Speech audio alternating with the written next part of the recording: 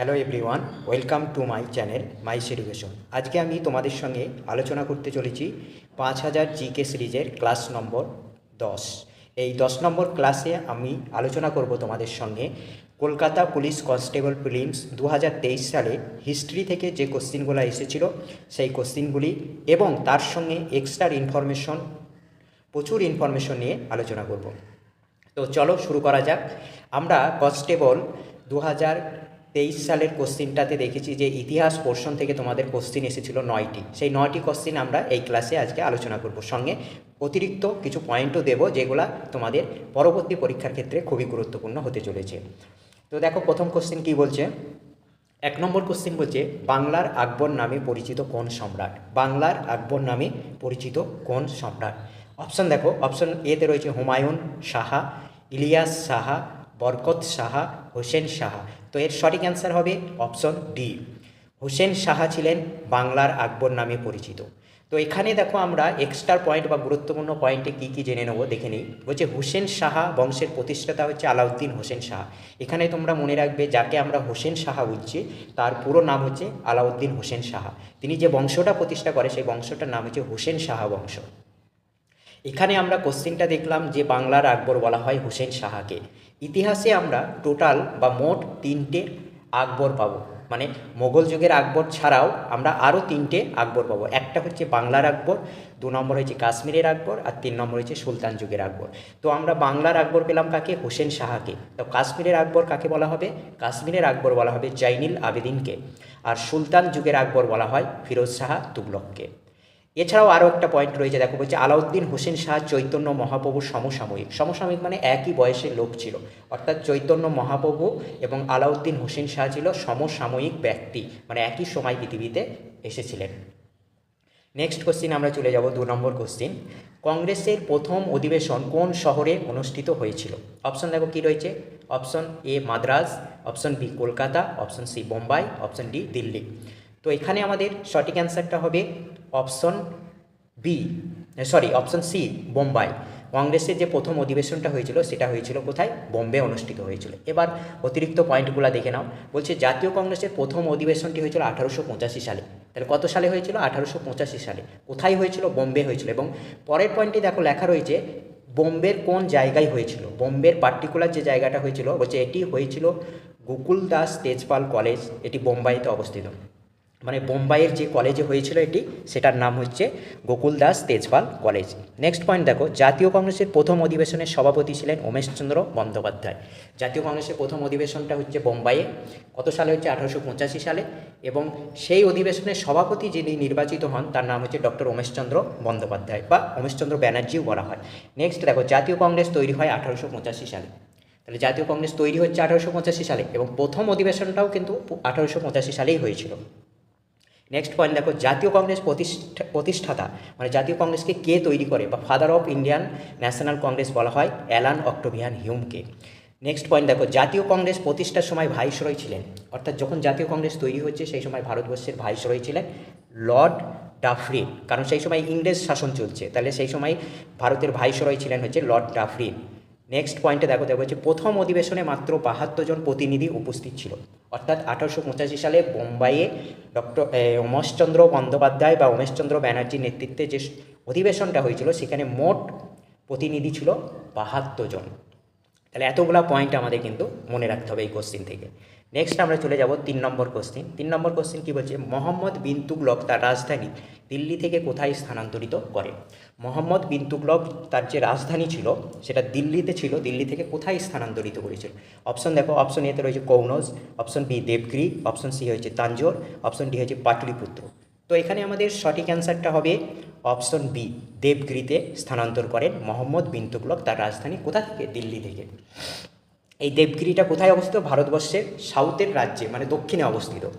তো এবার দেখো গুরুত্বপূর্ণ পয়েন্টগুলো দেখো কী রয়েছে। বলছে মোহাম্মদ বিন তুগলকের সময়কাল হচ্ছে 1325 থেকে 1351 সাল পর্যন্ত, অর্থাৎ মোহাম্মদ বিন তুগলক যে সময় ভারতবর্ষের রাজা ছিলেন তো সেই সময়কালটা হচ্ছে 1325 থেকে 1351 সাল পর্যন্ত। নেক্সট পয়েন্ট দেখো, মোহাম্মদ বিন তুগলক ইতিহাসে পাগলা রাজা নামে পরিচিত। আমাদের ইতিহাসে তাকে বা বিভিন্ন ঐতিহাসিক তাকে তার কাজকর্মের জন্য বা বিভিন্ন কারণের জন্য তাকে আমরা ইতিহাসে পাগলা রাজা নামে জানি। তিনাকে পাগলা রাজা বলা হয়। কিন্তু দেখো পরের পয়েন্টে দেখো কী বলা আছে, তিনি যুক্তি, দর্শন, গণিত, জ্যোতির্বিদ্যায় বিখ্যাত পণ্ডিত ছিলেন। তারপরে পয়েন্টে কী লেখা রয়েছে, তিনি আরবি, ফার্সি, উর্দু ভাষা জানতেন। তার মানে কি, তিনাকে বলা হচ্ছে পাগলা রাজা, কিন্তু তিনি একজন জ্ঞানী লোক ছিল। কারণ বাস্তবে এটাই ঘটে যে প্রচুর জ্ঞানী হয় তাকে পাগল, লোকে পাগলই বলে। নেক্সট পয়েন্ট দেখো, তুগলক বংশের প্রতিষ্ঠাতা হচ্ছে গিয়াসউদ্দিন তুগলক। অর্থাৎ আমরা যে মোহাম্মদ বিন তুগলক সম্পর্কে জানছি, তিনি হচ্ছেন তুগলক বংশের একজন শাসক। এই তুগলক বংশের প্রতিষ্ঠাতার নাম হচ্ছে গিয়াসউদ্দিন তুগলক।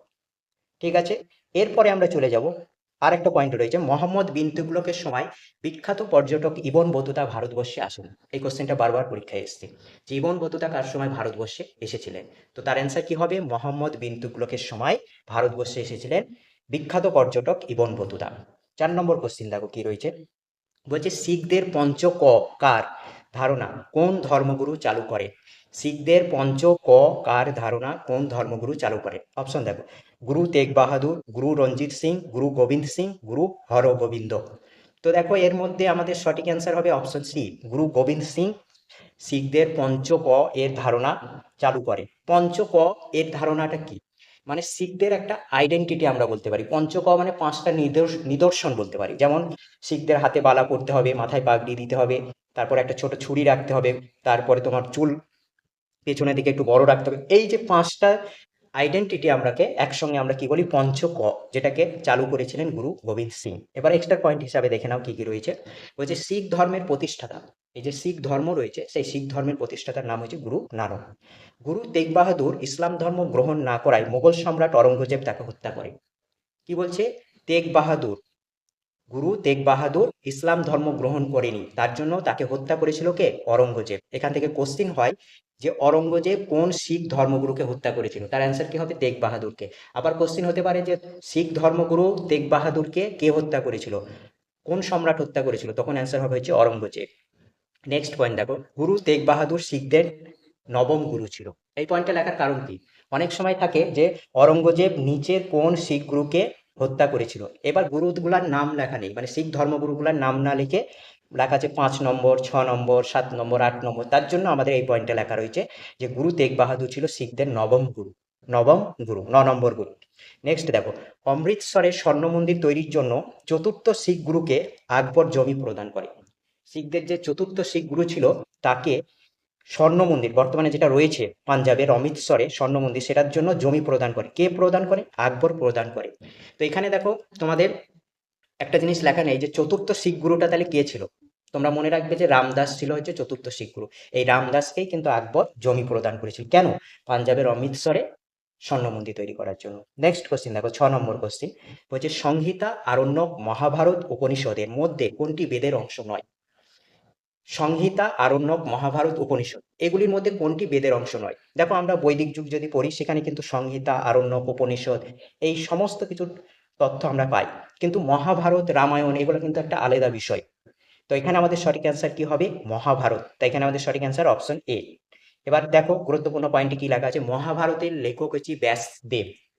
মহাভারতটার লেখক হচ্ছে ব্যাসদেব, আর রামায়ণের লেখক হচ্ছে বাল্মীকি। এই দুটো পয়েন্ট তোমরা মনে রাখবে। নেক্সট কোশ্চিন দেখো, 6 নম্বর কোশ্চিন হচ্ছে পল্লব বংশের শ্রেষ্ঠ সম্রাট কে ছিলেন। পল্লব বংশের শ্রেষ্ঠ সম্রাট কে ছিলেন। অপশন দেখো, অপশনে বলছে নরসিংহ বর্মন, দ্বিতীয় পুলকেশী, প্রথম রাজারাজ, তৃতীয় গোবিন্দ। তো এখানে আমাদের সঠিক অ্যান্সার হবে অপশন এ, নরসিংহ বর্মন ছিল পল্লবদের শ্রেষ্ঠ সম্রাট। এবার গুরুত্বপূর্ণ পয়েন্টগুলো দেখে নাও। পল্লব রাজবংশের প্রতিষ্ঠাতা হচ্ছে সিংহ বিষ্ণু। পল্লব বংশের প্রতিষ্ঠাতার নাম কি, সিংহ বিষ্ণু। এবং শ্রেষ্ঠ সম্রাট হচ্ছে নরসিংহ বর্মন। এই নরসিংহ বর্মনের একটা গুরুত্বপূর্ণ কৃতিত্ব হচ্ছে তিনি মহাবলীপুরামে রথ মন্দির নির্মাণ করেন। এটা বারবার পরীক্ষায় এসছে যে মহাবলীপুরাম রথ মন্দির নির্মাণ করেন কোন শাসক। ঠিক আছে, সেটাকে পল্লব রাজা নরসিংহ বর্মন। নেক্সট দেখো 7 নম্বর, কত সালে মহাত্মা গান্ধী ডান্ডি অভিযান শুরু করেন, মানে কত সালে মহাত্মা গান্ধী ডান্ডি অভিযান শুরু করেছিলেন, বিখ্যাত ডান্ডি অভিযান শুরু করেছিলেন। অপশন দেখো 1930, 1920, 1935, 1925। তো এখানে আমরা সবাই জানি এটা সঠিক অ্যান্সার হবে অপশন এ, 1930 সালে। দেখো গুরুত্বপূর্ণ পয়েন্টে কি লেখা আছে যে ডান্ডি অভিযান শুরু হয় 12ই মার্চ 1930-এ এবং শেষ হয় 5ই এপ্রিল 1930। পুরো একদম ফিক্সড ডেটটা কিন্তু লেখা রয়েছে। কি বলছে, 12ই মার্চ 1930-এ শুরু হয় এবং শেষ হয় হচ্ছে 5ই এপ্রিল 1930 সালে। নেক্সট পয়েন্টে দেখো, টোটাল 24 দিনের অভিযান ছিল। যদি তুমি এটাকে ক্যালকুলেশন করো 12ই মার্চ থেকে তোমার 5ই এপ্রিল পর্যন্ত টোটাল দিন সংখ্যা হবে হচ্ছে 24 দিন। এটা শুরু হয়েছিল কোথা থেকে? গুজরাটের সবরমতী আশ্রম থেকে, এবং শেষ হয়েছিল ডান্ডিতে গিয়ে। মোট কত মাইল রাস্তা অতিক্রম করেছিল? 240 মাইল পথ অতিক্রম করেছিল, এবং এখানে গান্ধীজির সঙ্গে প্রতিনিধি ছিল 78 জন, মানে 78 জন প্লাস গান্ধী, টোটাল 79 জন লোক কিন্তু এই ডান্ডি অভিযানে ছিলেন। নেক্সট কোশ্চিন দেখো, আর একটা রয়েছে, এই সময় ভাইসরয়, মানে যখন গান্ধী ডান্ডি অভিযান করছেন সেই সময় ভারতবর্ষের ভাইসরয় ছিলেন লর্ড আরউইন। এটাও খুব ইম্পর্টেন্ট একটা পয়েন্ট, যে গান্ধী যখন ডান্ডি অভিযান করে তখন ভারতবর্ষের ভাইসরয় কে ছিলেন? তো তোর অ্যান্সার কি হবে? Lord Irwin. নেক্সট কোশ্চিন দেখো, 8 নম্বর কোশ্চিন হচ্ছে, ভারতবর্ষে রেলপথ নির্মাণ হয় কোন ভাইসরয়ের সময়? ভারতবর্ষে যে রেলপথ আমরা দেখতে পাচ্ছি, এই রেলপথের বিন্যাস বা রেলপথের সূচনা করেন কোন ভাইসরয়? 1 নম্বর দেখো, Lord Dalhousie, Lord Curzon, Lord Mayo, Lord Cornwallis. তো এখানে আমাদের সঠিক অ্যান্সার হবে অপশন এ, লর্ড ডালহৌসি ভারতবর্ষে প্রথম রেলপথ স্থাপন বা নির্মাণ কাজ শুরু করেন। এবার গুরুত্বপূর্ণ পয়েন্টে দেখে নাও, 1853 সালে প্রথম রেলপথ চালু হয়। তাহলে ডালহৌসি প্রথম রেলপথ চালু করেছে কত সালে? চালু হয় 1853 সালে। কোথা থেকে কোথায় হয়েছিল? বোম্বে থেকে থানে পর্যন্ত। টোটাল কত কিমি রাস্তা রেলপথ বিছানো হয়েছিল? প্রথম রাউন্ডে 34 কিমি রেলপথ তৈরি করা হয়েছিল। তাহলে আমরা এখানে জানতে পারলাম 1853 সালে লর্ড ডালহৌসির দ্বারা প্রথম ভারতবর্ষে রেলপথ চালু হয়, এবং সেটা চালু হয় হচ্ছে বোম্বে থেকে থানে পর্যন্ত। মোট 34 কিমি রেলপথ তৈরি করা হয়। এবার পরের পয়েন্টে দেখো, লেখা রয়েছে 1851 সালে টেলিগ্রাফ ব্যবস্থা চালু করেন ডালহৌসি। ডালহৌসির যেমন রেল ব্যবস্থা বা রেল লাইন শুরু করাটা একটা গুরুত্বপূর্ণ কাজ, সেরকম আরেকটা গুরুত্বপূর্ণ কাজ হয়েছে 1851 সালে টেলিগ্রাফ ব্যবস্থা, মানে এক জায়গাকার খবর আরেক জায়গায় পৌঁছানো। এই যে সিস্টেমটা প্রথম চালু করেছেন সেটাও হচ্ছে ডালহৌসি সাহেব। আর একটা কি, 1856 সালে সত্য বিলোপ নীতি চালু করেন ডালহৌসি। তাহলে ডালহৌসির এটাও একটা গুরুত্বপূর্ণ নীতি, কি 1856 সালে সত্য বিলোপ নীতি চালু করে। পরে কোনো সময় আমি সত্য বিলোপ নীতিটা কি সেটা নিয়ে ডিসকাস করব। তাহলে আমরা দেখতে পেলাম লর্ড ডালহৌসির গুরুত্বপূর্ণ কাজের মধ্যে রয়েছে 1853 সালে রেলপথ স্থাপন, 1851 সালে টেলিগ্রাফ ব্যবস্থা চালু করা, 1856 সালে সত্য বিলোপ নীতি চালু করা।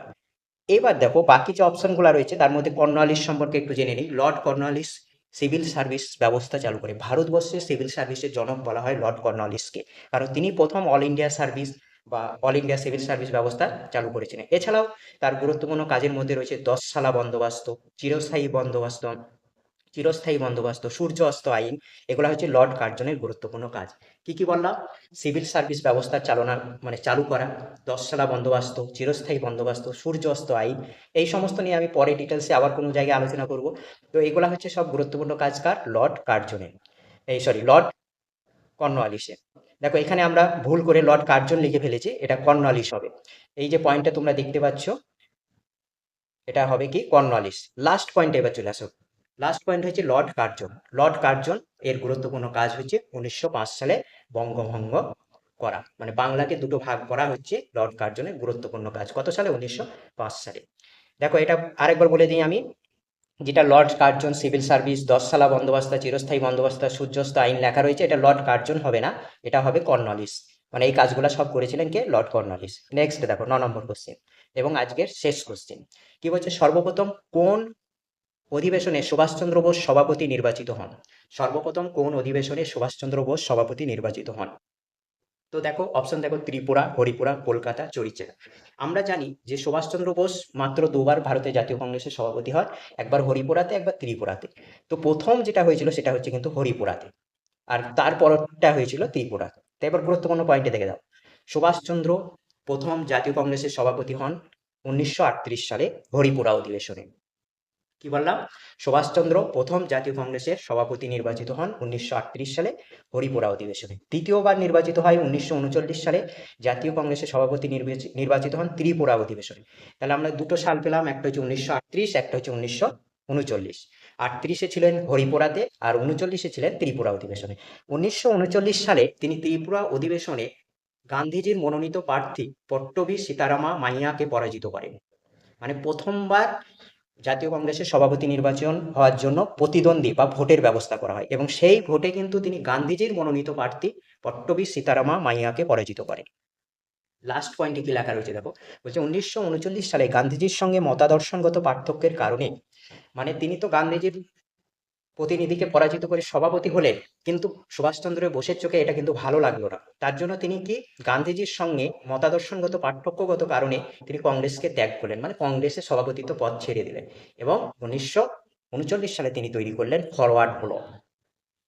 তো এই ছিল আজকে আমাদের কলকাতা পুলিশ কনস্টেবলের 2023 সালের হিস্ট্রি পোর্শন থেকে যে কোশ্চেনগুলো এসেছিল সেই কোশ্চেনগুলো নিয়ে ডিসকাস করলাম।